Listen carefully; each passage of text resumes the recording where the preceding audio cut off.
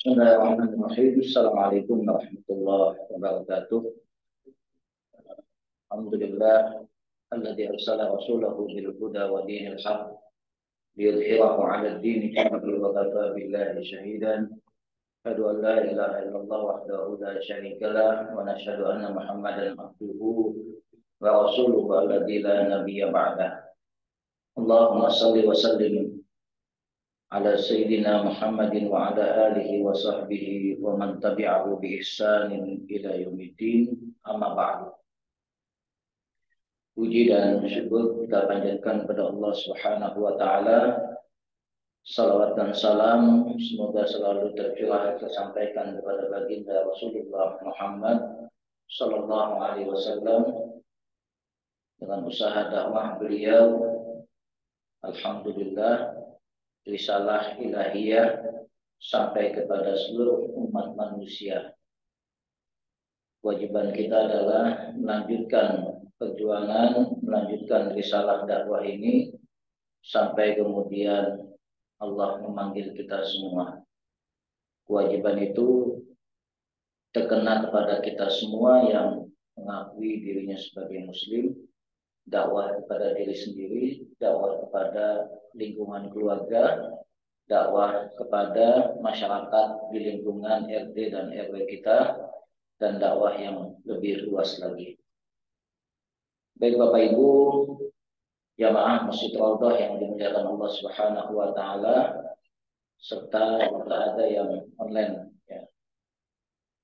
Alhamdulillah kita sudah masuk ke hari ke-24, semalam malam ke-24. Mudah-mudahan Allah Subhanahu wa taala memberikan rizki kebaikan kepada kita semua berupa malam Lailatul Qadar yang diperintahkan oleh baginda Nabi Sallallahu Alaihi Wasallam untuk berguru di 10 malam terakhir.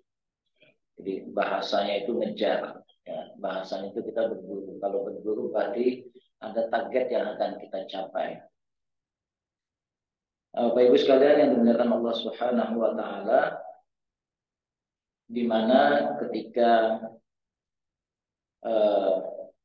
akhir masuk ke dalam 10 Ramadan yang ketiga, baginda Nabi Shallallahu Alaihi Wasallam itu selalu berijtihad, selalu bersungguh-sungguh untuk lebih menguatkan amalannya di akhir bulan Ramadan ini. Insya Allah kita akan membahas satu persatu hadis yang kaitannya dengan masalah i'tikaf. Ada apa saja sih? Kemudian kenapa baginda Nabi Shallallahu Alaihi Wasallam dilupakan oleh Allah Subhanahu Wa Taala? Kapan sebetulnya malam Lailatul Qadar itu terjadi? Jadi sebetulnya Nabi pengen nyampein kepada para sahabat, Lailatul Qadar itu jatuhnya malam X. Tapi qadar Allah, kemudian Allah melupakan. Melupakan dalam artian kapan waktunya itu dikeluarkan dari ingatan baginda Nabi Sallallahu Alaihi Wasallam. Nah, Bapak Ibu sekalian, sebelum masuk ke sana, kita harus sepakati dulu apa sebetulnya dimaksud dengan al-i'tikaf. Karena dari kata akifa ya kufu, dimana kalau dalam kitab Bulughul Maram disebutkan secara bahasa adalah luzumus syai' wa habsun nafsi alaihi. Kita beriltizam, mendiamkan diri, tuh. Kemudian wa habsun nafs alaihi, menambatkan diri kita di tempat tersebut. Jadi kita milih satu tempat, tempatnya adalah Masjid Jami yang disepakati oleh para ulama, yuqamu bihi sholatul Jum'ah, yang di dalamnya dilakukan sholatul Jum'ah. Kemudian wahabsun nafs, kemudian kita menambatkan diri kita di dalam di dalam masjid tersebut. Nah, tadi ada pertanyaan apa di sini dilakukan Jumatan enggak gitu. Ya, kalau menurut jumhur ulama itu harus di Masjid Jami. Ya, tapi tidak mengapa di masjid yang juga tidak dilakukan Jumatan. Karena memang Etikaf yang kita lakukan saat ini lebih kepada latihan etikaf sebetulnya. Ya. Latihan. Kenapa saya sebut latihan, Pak? Karena etikaf yang sempurna itu, yang afdol, yang utama adalah 10 hari di bulan Ramadan di akhirnya. Akhir yang ketiga ini. Ya. Baginda Nabi itu ketika sudah masuk ke hari 20, beliau mempersiapkan dirinya untuk itu. Dan selama 10 hari nggak pernah keluar lagi. Nah, kalau kita sekarang biasanya milih-milih waktu, terutama waktu-waktu yang ganjil ketimbang yang genap. Ya. Kalaupun ada yang 10 terakhir, biasanya hanya milih waktu malamnya saja. Ya. Sedangkan yang dicontohkan oleh baginda Nabi Shallallahu Alaihi Wasallam adalah kita melakukan itikaf itu beliau secara 10 hari penuh, dari hari ke-20 sampai dengan akhir ketika matahari terbenam di tanggal 29 atau tanggal 30 Ramadan. Tapi tidak mengapa, anggap ini sebagai latihan yang kita niatkan ibadah sebagai iktikaf kita. Mala yudraku kulluhu la yutraku. Apa yang tidak bisa kita lakukan semuanya, jangan ditinggalin semuanya. Karena ada orang yang kemudian membuat satu kesimpulan. Oh, Rasulullah itu iktikafnya 10 hari penuh. Kalau enggak 10 hari penuh, dianggap enggak iktikaf. Maka ketimbang tidak dianggap iktikaf, mendingan enggak usah iktikaf sekalian. Nah, ini kan kesimpulan yang salah. Ya. Padahal dalam kaidah para ulama, mala yutraku kullu, sesuatu yang tidak bisa kita lakukan semuanya, la yutraku kullu. Tidak atau jangan ditinggalkan semuanya. Atau kalau kata Allah Subhanahu wa taala, fattaqullaha mastata'tum. Bertaatlah, bertakwalah kepada Allah Subhanahu wa taala dengan semampu kalian. Taat kita kepada Allah Subhanahu wa taala sesuai dengan kadar kemampuan kita. Nah, kalau ayat ini di kalangan sahabat, fattaqullaha mastata'tum, bertakwalah, taatlah kepada Allah sesuai dengan kemampuan, itu setelah mereka melakukan upaya yang sangat keras. Ya. Jadi diusahakan dulu semaksimal mungkin. Kalau kita biasanya enggak, Mas Tatotung tuh ya sekedarnya aja lah, semampunya aja. Tapi kalau sahabat dulu ya diusahakan dulu kemampuan mungkin yang bisa dilakukan. Kalau nanti ada halangan, itulah Mas Tatotungnya. Nah, ini kebalikan di antara kita semua. Itu secara bahasa tadi itikaf itu adalah memilih tempat, kemudian menambatkan diri di situ. Sedangkan menurut syariat al-muqamu fil masjid min saksin maksusin ala sifatin maksusah. Al-maqam. Maqam itu bukan kuburan. Maqam itu adalah tempat berdiri atau tempat berdiam. Makanya ada disebut kalau di lingkungan Masjidil Haram itu ada maqam Ibrahim. Ya. Kalau di sini kan kalau kita sebutkan makam, pasti kuburan konotasinya. Padahal bukan. Makam itu adalah tempat berdiri. Qoma yakum. Kalau kita lihat makam Ibrahim itu ada tandanya apa? Telapak kaki kan ya? Telapak kaki di dekat Ka'bah itu. Itulah telapak kaki Nabiullah Ibrahim alaihissalam. Ya, kalau kita lihat subhanallah panjangnya, ya, gede kakinya itu sih segede gitu, apalagi orangnya kan gitu. Kalau dulu mungkin Ka'bah itu ya sama dengan tingginya manusia kan gitu. Ya. Tapi karena lama-kelamaan kita menyusut, akhirnya Ka'bahnya tetap dalam kondisi yang dibangun oleh Nabiullah Ibrahim alaihissalam itu, tapi kondisi kitanya yang semakin menyusut. Al-maqamu fil masjid, ya, berdiam diri mengambil tempat di masjid min saksin maksusin, dari orang-orang yang khusus. Orang yang khusus itu yang apa? Yang meniatkan diri untuk melakukan i'tikaf. Ala sifatin maksusin, untuk melakukan aktivitas yang khusus juga. Nah, saksin maksusin berarti ada orang yang memang meniatkan diri untuk berdiam diri di masjid. Walaupun di sini tidak disebutkan masjid yang jenisnya apa. Ya. Itu keterangan yang lain nanti tergantung para imam madhab mendefinisikan masjidnya masjid apa. Tapi memang sebaiknya adalah masjid jami'. Yang di situ tuqamu fihi shalatul Jumat. Supaya apa? Supaya kita nggak keluar lagi. Gitu. Supaya kita nggak keluar masuk masjid. Makanya dipilih masjid yang dilakukan sholat Jumat. Ala sifatin maksusah, mengerjakan aktivitas yang khusus, karena memang ketika kita intikaf, kegiatan kita adalah khusus difokuskan kepada hal-hal yang mendatangkan kebaikan. Mulai masuk ke masjid, kemudian niatkan diri untuk beriktikaf. Di situ kemudian kita mendekatkan diri kepada Allah Subhanahu wa taala bisa dengan salat, dengan tilawah, dengan berbagai macam kebaikan-kebaikan yang bisa kita lakukan pada saat itu. Wa qiyamu Ramadan ay qiyamu layalihi musalliyan au taliyan. Yang dimaksud dengan qiyam Ramadan sebagai sifat maksusah tadi, aktivitas yang khusus itu salah satunya adalah melakukan qiyam Ramadan.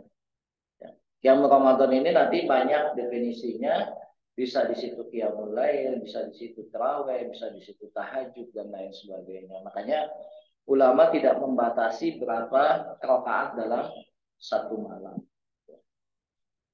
Walaupun Sayyidah Aisyah menggambarkan sholatnya baginda Nabi Shallallahu Alaihi Wasallam itu tidak lebih dari 11 rakaat. Nah, tapi kemudian para khulafaur rasyidin mencontohkan dan kita boleh mengambil apa yang dilakukan oleh para khalifah rasyidah itu. Ya, Sayyidina Umar itu mencontohkan sampai 23 rakaat. Kenapa? Kenapa Nabi ngambil 11? Karena bacaannya Nabi panjang. Satu rakaat itu bisa Al-Baqarah selesai. Sedangkan kita kan kadang satu lembar aja yang 10 ayat itu dibagi 4, 2 gitu. Nah, makanya ketika zaman Sayyidina Umar, beliau memendekkan bacaan tapi memperbanyak rakaat. Dibuatlah 20 plus 3. Di zamannya Sayyidina Utsman lebih panjang lagi. Beliau membuat sholat tarawih atau qiyamul lail itu atau qiyam Ramadan 36 rakaat. Lebih panjang lagi rakaatnya. Ya. Itu yang dilakukan oleh para khulafaur rasyidin. Memperpendek bacaan tapi memperbanyak jumlah rakaatnya. Al-Imam An-Nawawi kemudian menjelaskan juga qiyam Ramadan yahsulu bi sholati tarawih. Nah, minimal kata Imam Nawawi yang namanya qiyam Ramadan itu sudah tercakup, sudah bisa kita dapatkan ya, yahsulu bi sholati tarawih dengan melakukan ibadah sholat tarawih. Kalau malamnya mau ditambah lagi silakan.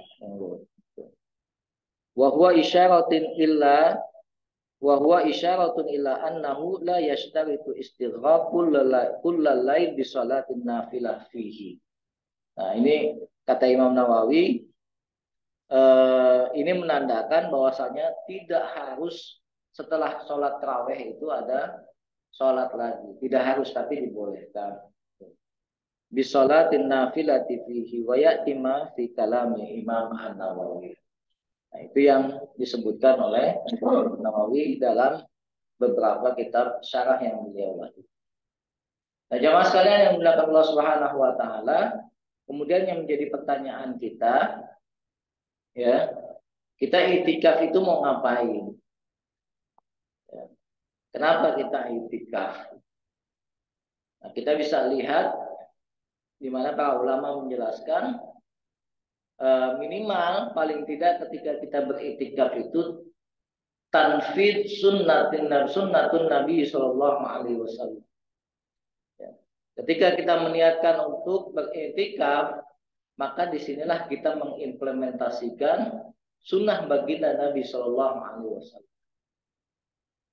Paling tidak kita belajar untuk mengikuti, mengimplementasikan, menerapkan, melaksanakan sunnah baginda Nabi. Karena dalam sunnah itu terdapat kebaikan yang luar biasa. Itu niat yang pertama. Bahwasanya dalam kita beriktikaf itu tujuannya salah satunya adalah mengimplementasikan sunnah. Ya, sunnah itu kan sesuatu yang dilakukan oleh baginda Nabi, baik perkataan, perbuatan maupun penetapan hukumnya. Nah, ini salah satunya adalah ketika di akhir 10 yang ketiga itu adalah bagaimana kita bisa melakukan sunnah baginda Nabi Shallallahu Alaihi Wasallam. Fafi tarfidi sunnah al fauzul azim. Ketika kita mengimplementasikan sunnah, di sana ada kebahagiaan yang luar biasa. Alhamdulillah kita bisa mengikuti apa yang pernah dilakukan oleh baginda. Para sahabat itu sangat luar biasa ketika mampu untuk melakukan sunnah baginda Nabi. Contohnya siapa? Sayyidina Umar. Sayyidina Umar ini termasuk salah satu sahabat yang kemanapun itu selalu mengikuti apa yang pernah dilakukan oleh Nabi. Walaupun bukan ibadah sifatnya. Jadi Nabi dulu pernah pada saat perjalanan misalnya dari satu tempat ke tempat yang lain, di perjalanan beliau berteduh di bawah pohon misalnya. Nah, Sayyidina Ibnu Umar, anak dari Umar bin Khattab, ketika tahu Nabi berteduh di pohon itu, maka di kemudian hari beliau pun ketika lewat situ pasti berteduh di situ. Dan ajibnya lagi luar biasanya, Ibnu Umar tetap melakukan itu ketika pohonnya sudah ditebang. Jadi pohon itu sudah nggak ada, tapi beliau tahu Nabi pernah istirahat ketika dalam sebuah perjalanan di bawah pohon itu. Nah, beliau masih tetap melakukannya walaupun pohonnya udah ditebang. Ya. Karena saking pengennya jejak napak tilas mengikuti apa yang pernah dilakukan oleh baginda.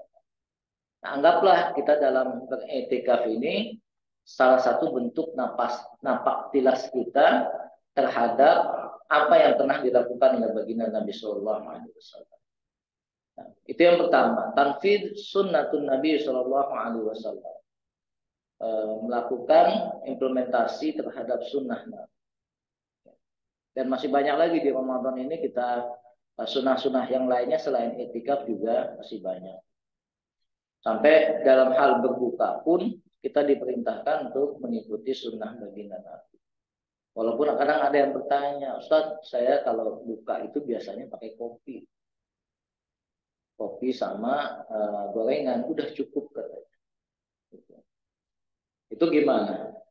Ya, kita jawab, ya alhamdulillah puasanya bisa dibatalin Pak dengan kopi. Tapi alangkah lebih baiknya kita mengikuti apa yang pernah dilakukan Nabi gitu, supaya kita dapat pahala sunnah. Minimal kata baginda Nabi kan kita buka dengan 1 biji kurma. Kurmanya kurma yang basah.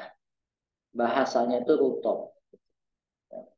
Atau kalau nggak ada rutop, nggak ada kurma basah, pakai tamar, kurma yang kering.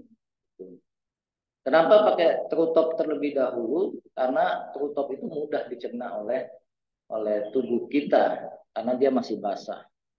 Baru kemudian pakai tamar, kurma kering. Dan sebaliknya ketika sahur itu kita diperintahkan untuk makan tamar. Kenapa? Karena di kurma kering itu seratnya luar biasa, itu ya, membantu menjaga supaya kita tidak lapar pada saat puasa di siang harinya. Boleh pakai kopi, boleh, nggak apa-apa dibatalin. Tapi kita akan mendapatkan kebaikan pahala sunnah kalau mengikuti apa yang dilakukan Nabi. Nah, setelah makan buka pakai kurma, setelah itu mau ngopi, monggo silahkan, nggak masalah. Ya. Kemudian yang kedua, kenapa kita i'tikaf? Ya. Iktinamul Lailatul Qadar. Dalam i'tikaf itu ada kemungkinan besar kita mendapatkan Lailatul Qadar. Karena apa? Fa'aqrabun nasu ila hadhil laila humul mu'takifun. orang yang paling dekat untuk mendapatkan Lailatul Qadar adalah orang-orang yang etikaf. Karena memang menyengajakan diri untuk memburu mengejar malam itu. Sengaja datang ke masjid niatnya untuk beribadah, mendekatkan diri kepada Allah, kemudian mencari Lailatul Qadar. Makanya kenapa aqrabun nasu ila hadhil lailah humul mu'taqifun. Orang yang paling dekat dengan Lailatul Qadar ya itulah yang para mu'taqif itu. Malamnya itu begadang. Makanya paginya pada ngantuk, nggak masalah. Dan itu dibolehkan ketika kita ngantuk paginya untuk tidur. Setelah kita begadang ibadah kepada Allah di malam hari. Fanaharuhum siyam. Ya, di malamnya mereka lakukan qiyamul lail, lakukan sholat malam, siangnya mereka berpuasa, wahaluhum khusyuk. Kondisi mereka dalam kondisi itikaf itu khusyuk. Wa dzikruhum dumu, dan zikir mereka dipenuhi dengan air mata. Wa qulubuhum khudu, hati mereka tunduk kepada Allah, mustaghfirina bil ashar yang tadiruna bil rahman. Itu yang kedua. Kemungkinan untuk mendapatkan Lailatul Qadarnya lebih besar ketimbang yang tidak i'tikaf. Kemudian yang selanjutnya al-muhawalatu litakhallus min sumumil qalbi. Al-khams. I'tikaf itu adalah upaya untuk membersihkan hati dari racun-racun yang 5. Ini kesimpulan para ulama. I'tikaf itu membantu kita untuk membersihkan diri dari racun hati. Penyakit hati itu apa sih? Ya. Yang muncul dari diri kita. Disebabkan karena apa? Fudulun naum. Penyakit hati itu bisa muncul karena kebanyakan tidur. Makanya kalau orang bangun lagi, tidur lagi, bangun lagi, tidur lagi, jadi anak buahnya siapa? Anak buahnya Mbak Suri. Mbak Suri kan gitu ya, habis bangun tidur lagi, bangun tidur lagi. Nah, orang yang kebanyakan tidur pun itu bisa terkena penyakit. Kemudian fudulul akal. Kebanyakan makan juga bisa mempengaruhi hati. Makanya orang yang sering kekenyangan itu akibatnya jadi malas. Susah bangunnya. Kalau sudah malas, biasanya yang lain terbengkalai. Ibadah juga jadi tidak nikmat. Ya, penyakit hati bisa timbul karena al-ikhtilat, percampuran dengan lawan jenis. Terjadi ikhtilat itu juga bisa menyebabkan penyakit hati. Nah, dari ikhtilat itu muncul an-nazar, pandangan, penglihatan, dan yang terakhir adalah fudulul kalam. Ini 5 hal yang bisa menyebabkan penyakit hati. Makanya hal ini bisa dieliminir, bisa diperkecil, bisa diminimalisir dengan i'tikaf. Orang yang i'tikaf, insya Allah tidurnya sedikit. Dulu ketika saya kuliah, Pak, alhamdulillah bisa i'tikaf full. Gitu ya. Apalagi kalau di Mesir itu kan masjid itu enak ya. Jadi toilet, kamar mandinya itu nggak keluar lagi dari masjid. Kalau kita kan mau ke toilet keluar lagi pintu ini. Nah, mereka itu ada masjid itu di tengah-tengahnya taman, ya, ruangnya ruang terbuka. Pinggiran-pinggirannya itu yang tempat sholat. Jadi kalau pagi pun kita mendapatkan sinar matahari cukup dari dalam masjid. Itu arsitektur yang luar biasa ya, oleh ulama kita ketika membangun masjid, dan itu dipraktikkan di Timur Tengah gitu, termasuk di Mesir ya. Masjid Al-Azhar sendiri kan tengah-tengahnya itu ruang terbuka. Jadi kalau ada panas matahari, ada hujan itu ya di tengah masjid. Sholatnya dan halakoh-halakohnya di bangunan yang tertutup atapnya. Nah, dengan i'tikaf juga kita bisa mengurangi makan. Jangan sampai nanti karena i'tikaf beli makanan GoFood banyak banget kan. Ini mubazir nggak kemakan. Ya, dengan i'tikaf juga kita mengurangi ikhtilat, ya. Kemudian mengurangi pandangan juga. Betul apa yang dikatakan Nabi itu, makanya kenapa orang yang apa di akhir bulan Ramadan itu kawaladat ummu, seperti anak bayi yang baru dilahirkan oleh ibunya.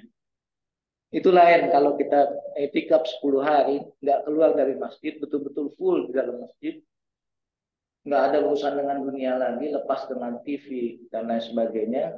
Bagi dulu belum ada HP ya. Itu ketika keluar itu memang dunia serasa asing. Lain itu rasanya ketika kita keluar masjid habis itikaf full 10 hari ya, dengan itikaf yang on off on off. Nah, makanya perlu kita coba nih. Kalau kita memang ada waktu full untuk 10 hari penuh. Itu yang ketiga. Kenapa alasan kita beriktikaf? Karena meminimalisir penyakit hati yang bisa meracuni kita. Kalau hati sudah bersih, insya Allah amalan itu akan betul. Yang keempat, kenapa kita iktikaf? Karena untuk menumbuhkan hubbul muqusu fil masjid, menumbuhkan rasa cinta terhadap masjid. Ini salah satu tujuan dari kita beriktikaf.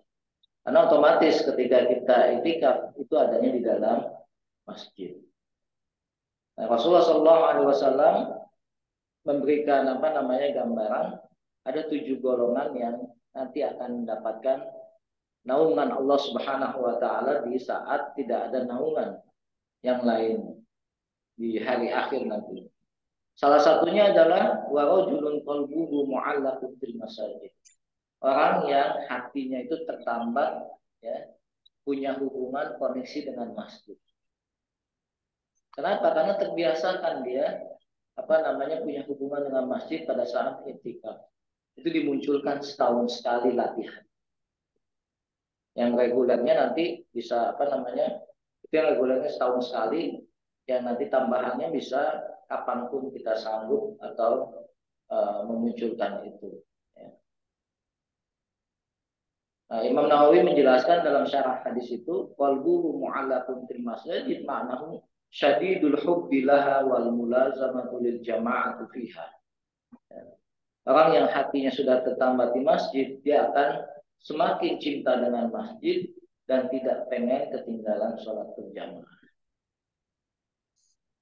Walaysa ma'nahu dawamul qu'ud fil masjid.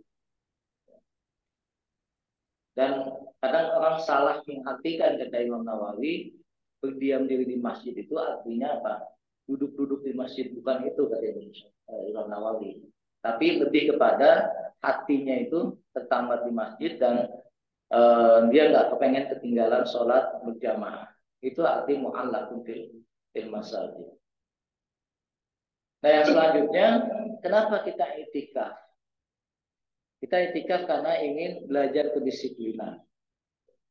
Karena dengan iktikaf kita sudah tahu siklus waktu yang akan kita jalani. Oh, dengan iktikaf waktu sholat 5 yang 5 waktu itu terjaga. Oh, sholat rawatibnya kalau kita di masjid, insya Allah yang 12 rakaat itu sudah bisa dikerjakan. Kalau kita iktikaf, insya Allah qobliyah subuhnya pasti nggak bakal ketinggalan. Karena kita ada di situ. Oh, kalau iktikaf di masjid pasti Jumatnya nanti di shop yang paling awal. Dapat onta merah yang paling luar biasa, paling mahal harganya. Ya. Dan masih banyak yang kita bisa lakukan karena waktunya sudah termanage, tersetting dengan iktikaf itu. Kemudian yang selanjutnya kenapa kita iktikaf? Itu untuk menjaga hifdzus syiyam mimma yufsidu. Menjaga supaya puasa kita tidak rusak. Otomatis ketika kita dalam masjid, semakin sedikit yang bisa merusak puasa kita. Kalau sekarang mungkin salah satu pengganggu yang paling terbesar itu HP kan. Kita sih nggak ngomong, tapi kadang komen, ketik. Ngomongnya nggak, komennya pedas, kadang komennya bikin orang gimana gitu kan, debat di medsos gitu. Nah itu Jadi bukan mulut lagi, karena jempolnya. Ya. Yang jahat itu jempolnya, bukan mulutnya sekarang. Ini makanya perlu dijaga. Ini salah satunya adalah dengan menjaga hal-hal yang bisa merusak puasa kita dengan etika. Fal mu'taqidu biwujudihi fi adhal baqa'il ard, ya. Karena dia ada di tempat yang suci, yang baik, maka insya Allah dia bisa menjaga dari hal-hal yang terlarang itu. Kemudian dengan etika, maka raf'un darajati sholati wa qabuli. Dengan itikaf ini kita bisa mengangkat derajat diri kita di hadapan Allah Subhanahu wa taala. Kata baginda Nabi dalam kitab diabadikan dalam Sahihul Jami', wa salatu ala istri salatin kitabun fi illiyin. Bahwasanya orang yang menunggu dari waktu sholat ke waktu sholat yang lain itu akan dicatatkan di illiyin. Illiyin itu tempat yang paling tertinggi. Ya. Wassalatu ala istri sholatin ay akibah, yaitu menunggu dari waktu sholat ke waktu sholat. Dan kalau orang yang beriktikaf pasti dia akan melakukan itu. Kalla inna kitabal abrari lafi illiyin, itu yang Allah katakan. Kemudian yang terakhir, ya, orang yang itikaf itu pasti mahwul khotoya wa raf'ud darajat. Mereka akan berharap terhapusnya dosa dengan beriktikaf itu. Otomatis itu. Karena isinya pasti adalah rintihan kita kepada Allah pada saat kita melakukan iktikaf. Nah, itu hal-hal yang mungkin kita bisa ambil pelajaran dari iktikaf ini. Nah, adapun hadis-hadis yang tercantum dalam kitab Bulughul Maram itu mempertegas kepada kita semua, ya, apa yang baginda Nabi Shallallahu Alaihi Wasallam lakukan. Sayyidah Aisyah, ini kebanyakan hadis-hadis tentang itikaf itu diriwayatkan oleh Ummul Mukminin Aisyah radhiyallahu anha. Kenapa? Karena memang rumah beliau yang paling dekat sama masjid. Ya, makamnya Nabi, ya, kuburannya Nabi, kuburannya Sayyidina Umar, Sayyidina Abu Bakar, itu di dalam rumahnya Sayyidah Aisyah. Makanya ketika Nabi dan Abu Bakar dimakamkan di situ, Ummul Mukminin Aisyah itu masih bisa leluasa lepas jilbab, jadi nggak pakai hijab. Tapi ketika Sayyidina Umar minta izin untuk dimakamkan, dikuburkan di situ, maka kata Sayyidah Aisyah apa? Maka sejak ada orang lain di dalam rumah aku tidak pernah lepas jilbab, tidak pernah membuka aurat. Kenapa? Karena ada Sayyidina Umar di situ. Beliau malu, dan itu bukan mahramnya. Tapi ketika cuman Sayyidina Nabi dan Sayyidina Abu Bakar, itu kan masih keluarga beliau, suami dan ayahnya. Kalau Sayyidina Umar kan orang lain, tapi ada di dalam rumah. Ini riwayat-riwayat yang terkait dengan itikaf itu banyak dari Sayyidah Aisyah, karena rumah beliau berdempetan dengan masjid itu. Hanya disebutkan antara rumahku dengan mimbarku, kata Nabi, itulah taman-taman surga. Nah, kalau sekarang antara makamnya beliau, kuburan beliau dengan mimbarnya itu adalah taman-taman surga. Apa yang disampaikan oleh Sayyidah Aisyah, beliau mengatakan kana Rasulullah sallallahu alaihi wasallam idza dakhala al-ashra ay al-ashrul akhir min Ramadan syadda mi'zarahu. Beliau itu mengencangkan ikat pinggang. Mengencangkan ikat pinggang itu dalam artian adalah bersiap-siap untuk lebih fokus dalam beribadah. Jadi nggak usah mikirin perut lagi. Syadda mi'zarahu itu mengencangkan ikat pinggang dalam artian untuk menahan rasa lapar, fokus kepada ibadah. Nah, karena sudah fokus kepada ibadah, ahya lailahu. Beliau menghidupkan malam-malam di malam yang ke-10 itu. Di semua 10 malam itu beliau hidupkan. Kalau kita kan pilih-pilih, ambil yang ganjil aja deh. Karena memang keterangannya itu. Gitu. Tapi baginda Nabi ahya lailahu, menghidupkan semua malam-malam di 10 terakhir. Salah satu cara menghidupkan malam beliau adalah wa aiqadha ahlahu. beliau membangunkan keluarganya. Dalam hal ini yang lebih terdekat adalah rumah-rumah yang ada di sekitar masjid. Ya, dengan rumah Sayyidah Aisyah itu dempel. Ya. Sehingga beliau tidak perlu keluar masjid. Ya, karena masih nempel. Ya. Kemudian kapan waktunya? Ya. Beliau itu ketika itikaf, ya, idza arada an ya'taqi fa shallal fajr. Apabila beliau akan melakukan itikaf, maka beliau sholat subuh terlebih dahulu, summa dakhala mu'takafahu. Baru kemudian mengambil tempat di tempatnya itikafnya.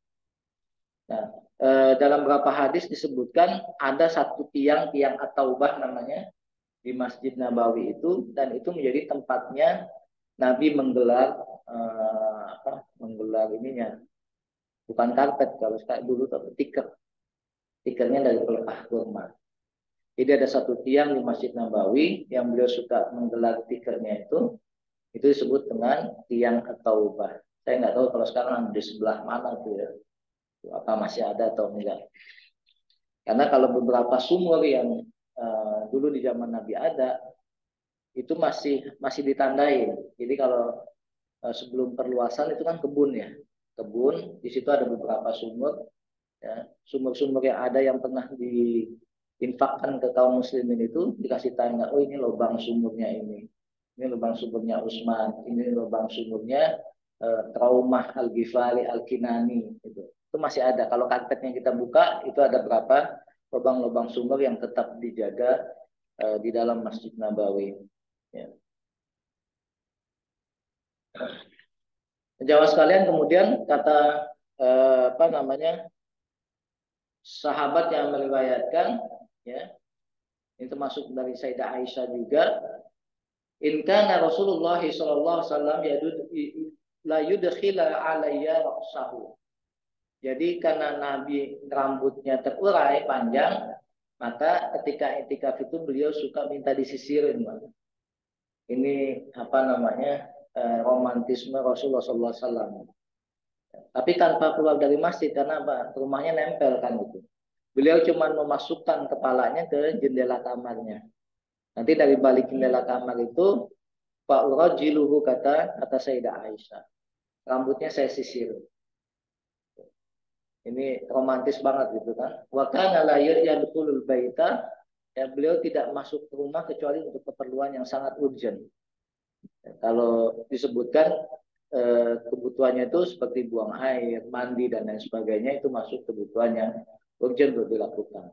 Tapi kalau itu ada di dalam masjid, maka nggak perlu kita pulang ke rumah, nggak perlu.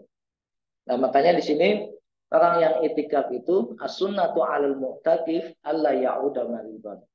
Jadi kalau kita sudah ada di dalam masjid, ya, maka sunnah orang yang itikaf itu dia tidak lagi menjenguk orang yang sakit. Wala yashhada janazatan. Dan kemudian tidak mengantarkan jenazah ke pemakaman karena memang kondisinya sedang beriktikaf. Wala yamassu imra'atan.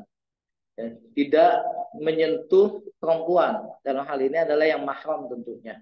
Ya, karena kalau menyentuh perempuan yang ajnabi, yang asing, orang asing itu nggak boleh. Wala yubashir. Nyentuh aja enggak, apalagi menggaulinya.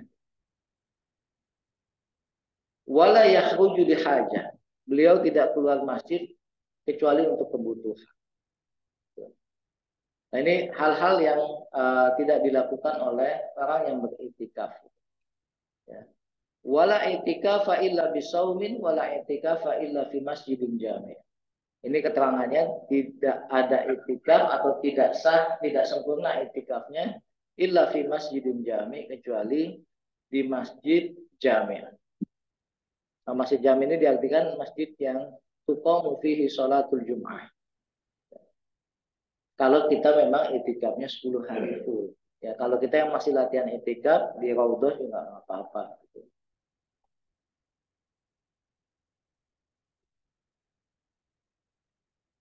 Nah, kemudian jamaah sekalian, nah ini para sahabat pernah bermimpi, ya, atau pernah diperlihatkan bahwasanya mereka melihat Lailatul Qadar.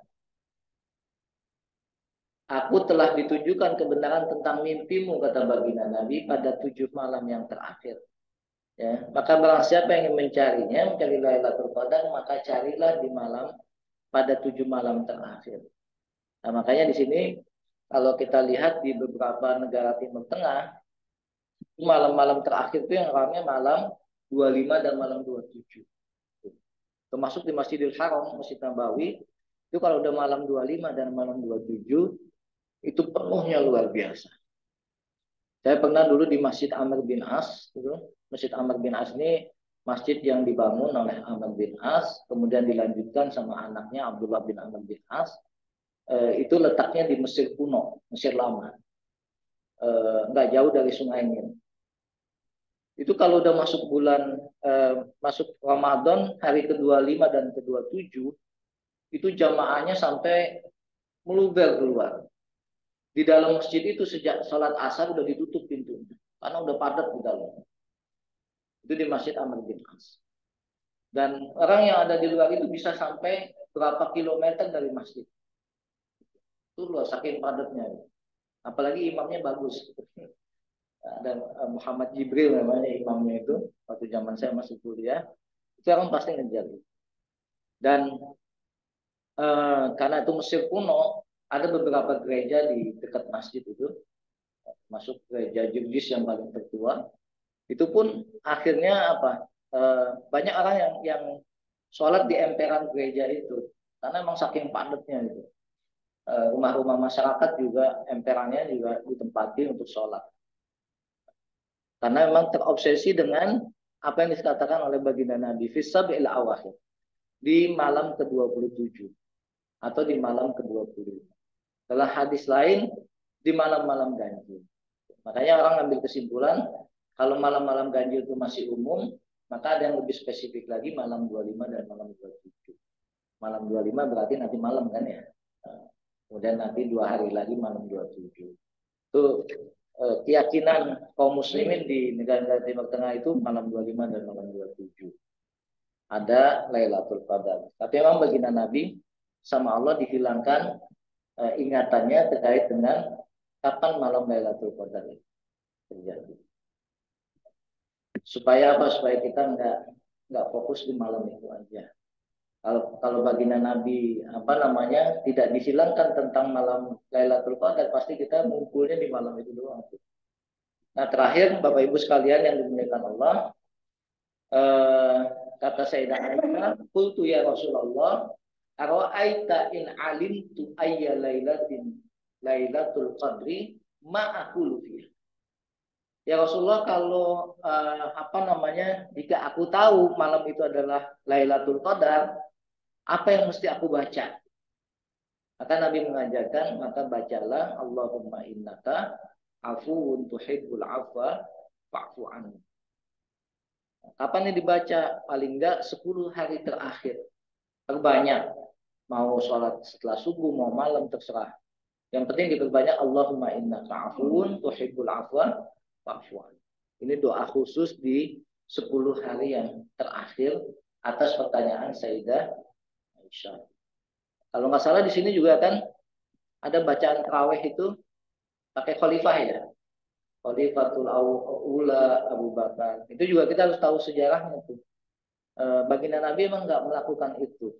Itu dilakukan oleh siapa? Oleh para wali songo. Karena ketika wali songo datang ke tanah Jawa, itu ada yang dompleng, Pak. Yang domplengnya siapa? Syiah. Dompleng Syiah. Pak Wali Songo itu tidak ingin masyarakat rusak oleh kejahatan pemikiran Syiah yang membenci para khalifah Rashidah. Syiah itu kan benci Sayyidina Umar, benci Sayyidina Abu Bakar, benci Sayyidina Utsman. Yang dihormati itu cuma Ali bin Abi Thalib. Bahkan ada Syiah yang lebih geblek lagi, ya, itu menganggap Sayyidina Ali itu Nabi bahkan Tuhan. Jadi wahyu itu katanya salah alamat. Datang kepada Muhammad bukan harusnya ke Sayyidina Ali gitu. Itu Syiah. Makanya para ulama Wali Songo dulu di tanah Jawa itu melindungi masyarakat. Caranya dengan apa? Dengan menyebutkan nama khalifah yang 4 itu. Otomatis kan kalau disebutkan Al-Khalifatul Ula, Sayyidina Abu Bakr Siddiq radhiyallahu an, pasti jawabannya radhiyallahu an. Semoga Allah meridhoinya. Orang Syiah kan nggak demen tuh. Otomatis dia akan keluar dari masjid itu. Ya, ketika disebutkan nama Khulafaur Rasyidin. Ya, kalau dia kan laknatullah alaih kan gitu nyebutnya. Umar laknatullah alaih gitu. Ya, Nauzubillah, jangan sampai. Itu orang-orang yang dicintai oleh Nabi. Dan namanya sudah dibersihkan sama Allah dalam Al-Quran. Radiyallahu anhum wa radu an. Jadi bukan apa namanya, para ulama kita bukan sekedar membuat itu, ya. Dan itu pun bukan termasuk bid'ah. Karena apa? Karena di luar waktu yang ibadahnya, di sela-sela gitu. Yang dari rakaat ke apa dua yang pertama, kedua yang empat tiga empat yang kedua gitu kan, di sela-sela itu, dan tidak masuk dalam rangkaian ibadah gitu. Tujuannya tadi untuk melindungi umat. Kalau di mana di Sumatera Barat itu ada tradisi apa? Tradisi Syiah yang justru masuk ke tradisinya orang Sumatera Barat, pakai apa tuh yang tandu-tandu itu tuh, kalau setiap bulan apa ya? Hah? Pakai itu ya, apa ada acara khusus tuh. Ah, itu dia. Bengkulu juga ada ya. Bengkulu. Hmm. Kalau nggak salah di Sumatera tuh banyak gitu. Nah ini di Jawa nggak tembus karena memang para wali songo melindungi umat dari itu. Ya. Oh bukan pada Bengkulu ya. Ada pemakamnya, ada pemakaman namanya Karbela. Oh yes, ada juga ya. Karbela. Karbela. Nah, kalau di Jakarta itu Karbela karet belakang. Dari Karbala ya. Dari Karbala mungkin.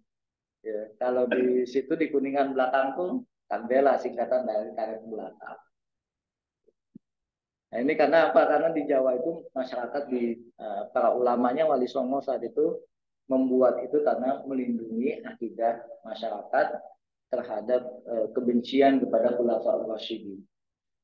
Jadi kalau ada yang tanya, ya ini nggak masuk dalam hal-hal yang kadang kan ada orang, oh kita nggak boleh itu tuh, gitu. Ya. Nah, cuman filosofi ini kadang dilupakan. Latar belakang kenapa disebutkan nama-nama Khulafaur Rasyidin itu. Ya. Kalau yang sholat sunnahnya terawihnya 23 itu setiap yang keempat kan. Setelah 8 baru disebutkan khalifah yang pertama. Setelah 16 baru disebutkan khalifah berikutnya. Jadi 4-4 dulu. 4, 4 yang ke-8, 4 yang ke-12 itu disebutkan baru nama-nama khalifahnya. Yaitu apa namanya yang bisa kita sampaikan pada kesempatan subuh kali ini, dan juga tentunya terhadap praktek-praktek tarawih yang kita lakukan sebagai kaum muslimin, kita harus bijak gitu ya, harus bijak dalam menilai hal-hal tersebut, jangan sampai masyarakat dibingungkan gitu. Oh itu nggak ada contohnya dari Nabi, betul nggak ada contohnya, tapi eh, itu upaya para ulama untuk melindungi umat dari paham-paham sesat. Demikian, mohon maaf kalau ada kesalahan. Kalau ada yang mau didiskusikan silakan, baik yang online maupun yang offline. Terima kasih Ustaz. Assalamualaikum warahmatullahi wabarakatuh. Waalaikumsalam warahmatullahi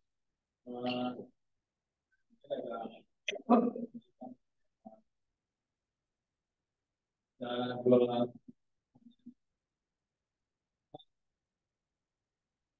kita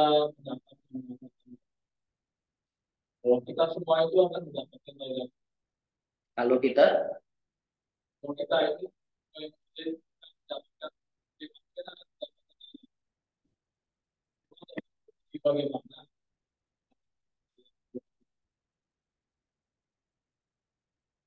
tapi jangan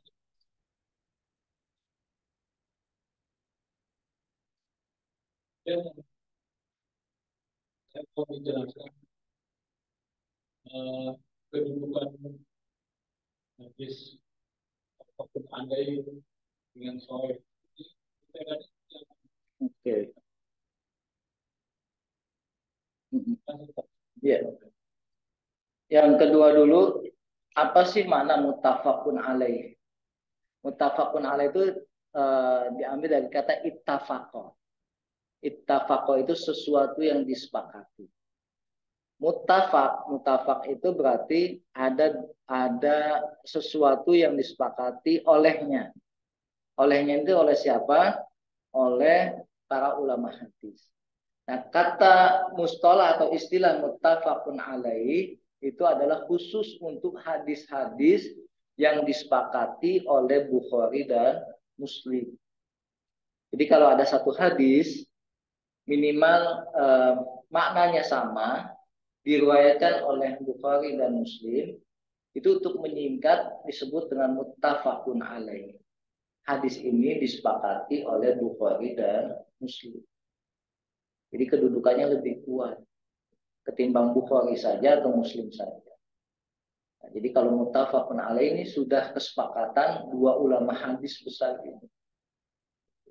Dia udah pasti. Di bawah buku beliau gitu. Iya, di Bukhari Muslim, di Bukhari ada, di Muslim ada hadis itu. Makanya disebut muttafaq alaih. Disepakati oleh dua imam besar dalam ilmu hadis. Nah, kalau sudah muttafaqun alaih mungkin nggak dhaif, nggak mungkin. Pasti hadisnya sahih. Enggak. Kaitannya dua-dua sudah pasti sahih. Kalau muttafaqun alaih. Karena itu hadis ada di kitab Sahih Bukhari, itu hadis ada di kitab Sahih Muslim. Jadi kalau disebutkan muttafaqun alaih sudah pasti ada di dua kitab itu tuh. Tercantum. Kemudian tadi yang pertama terkait dengan mendapatkan Lailatul Qadar ya. Itu ya pertanyaan Pak ya. Bahwa kita semua akan mendapat Lailatul Kita semua mendapatkan Lailatul Qadar. Kalau sudah dijamin mendapatkan Lailatul Qadar semua, pasti Nabi tidak yajtahidu, tidak mencontohkan untuk bersungguh-sungguh. Gitu. Kenapa Nabi mencontohkan untuk bersungguh-sungguh di 10 malam terakhir? Karena nggak semua orang bisa mendapatkan. Karena nggak semua orang bisa memperoleh malam itu. Apalagi yang leha-leha, yang tidur mulu kan, atau bulan Ramadan tapi masih tetap main gaple, main remi gitu kan, atau masih pergi ke mana dugem dan lain sebagainya. Nggak mungkin orang yang dugem, yang main gaple mendapatkan malam. Nah, malam Lailatul Qadar ini kan melipat gandakan dari amalan yang kita kerjakan. Itu. Kalau amalannya lagi main gaple, dilipat gandakan enggak? Yang ada dosanya dilipat gandakan, bukan pahalanya. Ada digantikan dengan kondisi bagaimana pada saat karena orang lagi menjaga ya. Iya. Ya sholat. Sholatnya itu sama dengan 83 tahun, kan 1000 bulan. Itu. Ketika kita sedang sedekah, malam itu ternyata Lailatul Qadar. Nah, sedekah kita itu dilipat gandakan 83 tahun. Nah, 1000 bulan. Ketika kita lagi sholat kita dilipat gandakan. Tapi kalau yang lagi maksiat, ya nggak dapat. Yang ada dosanya dilipat gandakan. Nah, itu jadi tergantung amalan pada saat malam itu dia sedang apa. Sedang tilawah lagi baca Quran, itu setiap hurufnya dilipat gandakan. Yang maksiat juga demikian.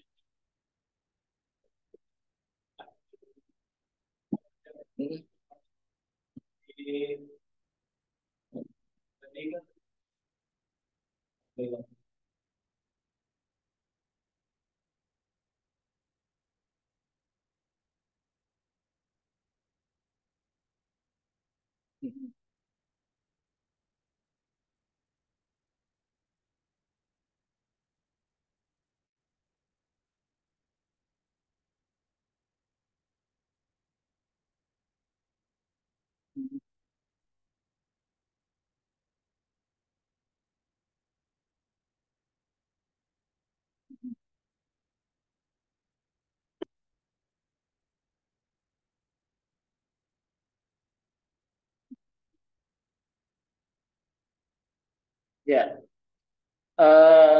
ini kan sesuai dengan janji Allah dan apa yang disampaikan oleh Rasulullah. Ketika seorang mendapatkan Lailatul Qadar, berarti dia mendapatkan kebaikan. Ketika dia dalam melakukan amal soleh, amal-amal kebaikan, maka itu akan dilipat gandakan. Nah, bagaimana dengan apa namanya dengan keburukannya, kejelekannya? Mungkin sebelum dia apa namanya hari-harinya banyak justru lebih banyak kemaksiatan kan gitu. Nah, ketika dia menemukan itu, dia akan mendapatkan kebaikan Lailatul Qadar. Tapi bisa jadi kebaikan itu tergerus habis dengan kemaksiatan yang dilakukan sebelumnya. Gitu. Ada orang yang menjadi apa namanya, jadi bahasanya itu pailit. Pailit itu apa? Ketika dia mengadu domba misalnya. Ngadu domba bukan ngadu domba domba ini ya, membuat provokasi gitu kan. Sehingga terjadi permusuhan antara si A sama si B. Yang seharusnya informasinya nggak perlu kita sampaikan gitu kan. Tapi kadang kita sampaikan juga, kemarin si Pak Yulis ngomong gitu loh. Betul nggak sih? Dia sebenarnya mau konfirmasi, tapi sebetulnya ngadu domba. Pak Yulis kemarin bilang begitu. Lu betul nggak sih bilang gitu? Akhirnya kan orang ini jadi apa namanya, ke Pak Yulis jadi tanda tanya kan. Jadi musuhan bisa jadi.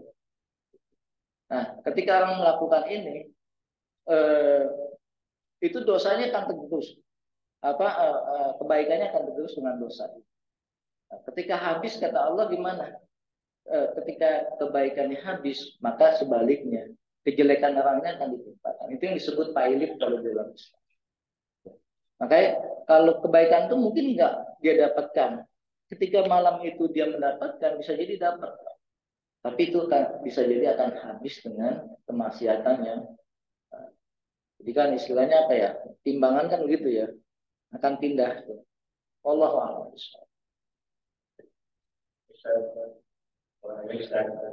Ini apa namanya amalan konten. Jadi boleh kita menunda beberapa ini.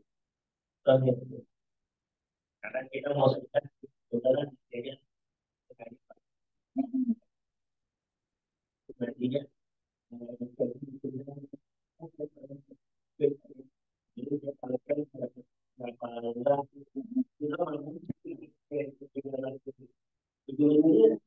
kalau setelah hari malam yang tidur lagi terus jadi menunda di malamnya gitu.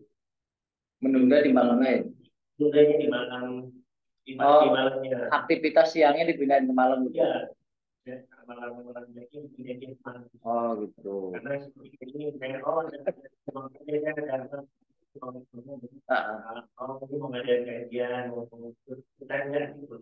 Ya kita nanti sekarang ini mau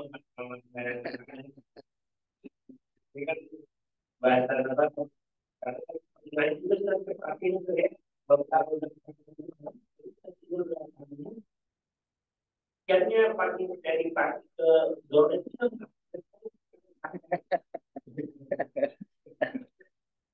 ya Rasulullah SAW itu yajtahidu melipat gandakan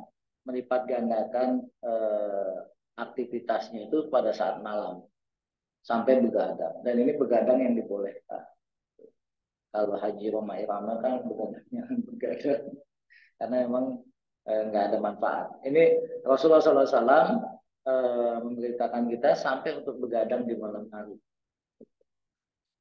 Amalan boleh nggak sih kita pindahin, kita tunda? Sebaiknya jangan ditunda. Karena kita nggak tahu apakah malamnya kita masih sampai atau enggak. Kita nggak menunda amalan yang sudah menjadi kebiasaan kita di siang hari. Nah, kan jangan menunda kebaikan. Betul, jangan menunda kebaikan. Makanya wala tantadziri sobahan. Ketika kita waktu sore jangan nunggu pagi. Ketika di pagi jangan nunggu sore. Karena maut itu nggak akan tahu kita kapan datang.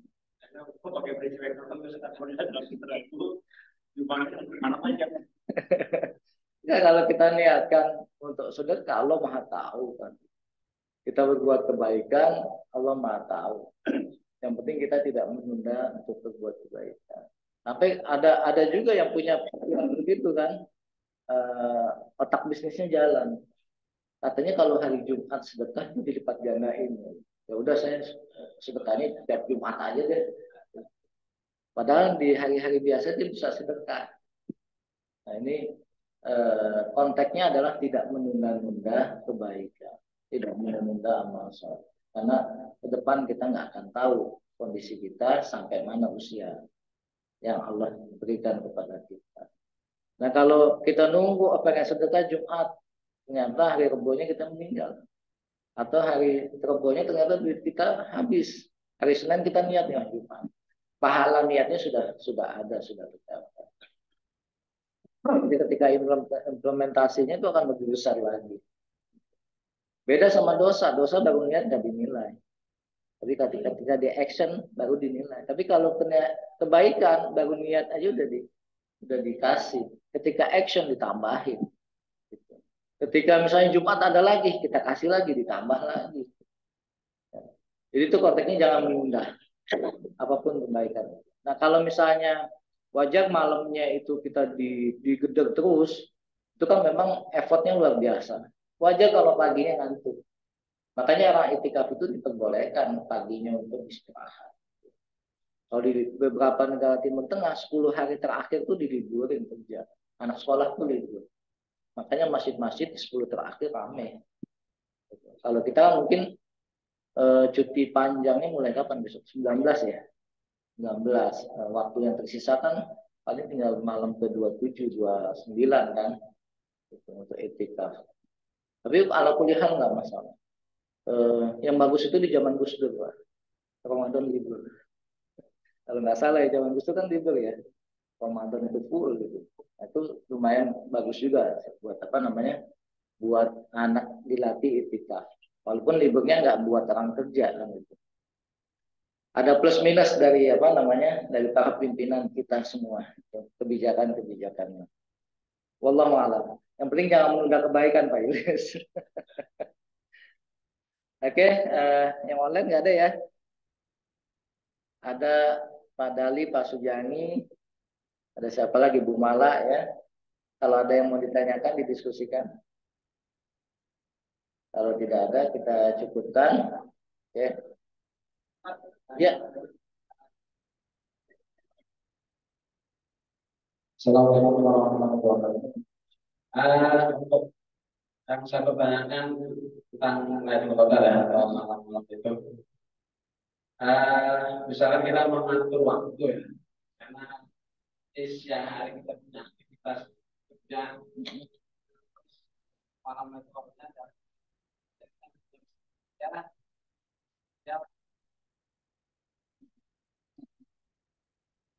Iya, karena kita memang ada kewajiban yang lain. Kalau kita tinggalkan, kita apa namanya abaikan, itu bisa menyebabkan kita dosa juga kan. Makanya fattaqullaha mastata'tum. Lakukanlah ketaatan itu sesuai dengan kemampuan kita. Kita boleh mengatur mengambil jam berapapun selama masih di malam. Masalah dapat nggak dapatnya kita serahin sama Allah. Yang penting ada ikhtiarnya Pak. Fattaqullaha mastata'tum, diusahakan, dimaksimalkan kita bisa itikaf malam itu. Dapat nggak dapatnya bukan urusan kita kan. Sehingga paginya kita bisa maksimal untuk menjalankan amanah yang lain. Ya, karena ada hubungan hablum minanas nih yang mesti kita tepati. Mesti kita jalankan sesuai dengan perjanjian. Kan nggak bagus juga kita masuk kantor, kita kerja sama orang, kemudian terganggu. Lu kenapa tuh tidur mulu? Habis itikaf semalam. Nah, itikafnya jadi kambing hitam kan nggak bagus. Makanya ikhtiarnya perlu dilakukan. Masalah dapat tidak dapatnya Allah yang menentukan itu. Kalau memang sudah rezeki kita, insya Allah Allah akan menemukan. Makanya kenapa baginda Nabi dihilangkan tanggal pastinya itu untuk apa namanya supaya kita bersungguh-sungguh di 10 malam terakhir. Wallahu a'lam.